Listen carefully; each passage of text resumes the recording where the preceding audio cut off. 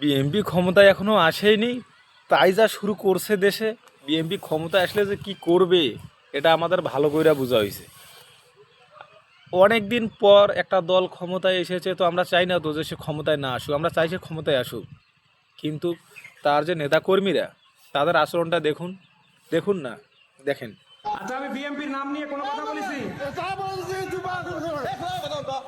এই ভাই, আপনি কাকে আমি কি বিএনপির নাম নিয়ে কথা বলেছি? আপনি কথা বলেন, বলেন বলেন কথা বলেন কথা বলেন, আপনি কথা বলেন।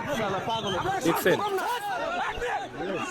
বিএনপির নেতাকর্মীকে নিয়ে এই ভদ্র মানুষটা কি কোনো কথা বলছে?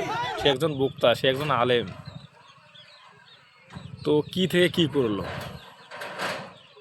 তো আমরা কোন দেশে বসবাস করি ভাই? আমাদের প্রিয় হুজুর মরহুম শহীদ আল্লামা দেলোয়ার হোসেন সাঈদীর পরে যদি বাংলাদেশে কোনো বীর শ্রেষ্ঠ ভালো বক্তা থাকে, যার এলেম আছে অন্তরে, আপনিও তাকে ভালোবাসেন, আমিও ভালো, সবাই ভালো, তিনি হচ্ছে ডক্টর মিজানুর রহমান আজারী। তিনি বলেছেন একটা ওয়াজ মাহফিলে, যশোরের এক মাহফিলে, যে এক দল খেয়ে গেছে, আরেক দল খাওয়ার জন্য হা করে আছে। ওটাই মাথা ব্যথা শুরু হয়ে গেছে। তো বাস্তব প্রমাণ তো তা।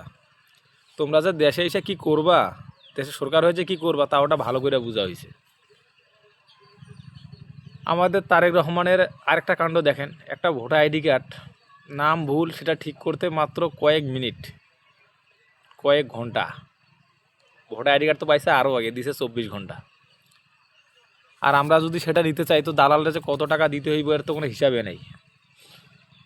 আমরা নিরাপদ না, তো আমরা কোনোভাবে নিরাপদ না।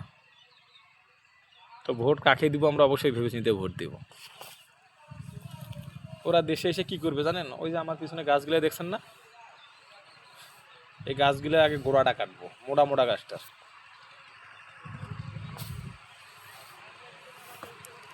আরেকটা ভিডিও দেখাই আপনাদেরকে, আমাদের বিএনপির নেতার সেই একটা ভিডিও আপনারা এই মুহূর্তে দেখতে চলছেন, তো দেখেন।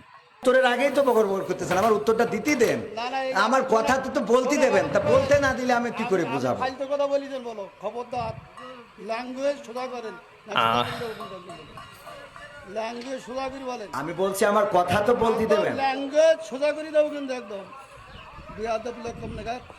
আমি এইখানে থাকলে যে কি করতাম, হায় রে তোর আমি শালা বক্তারা কিছু পারে না কেন করতে?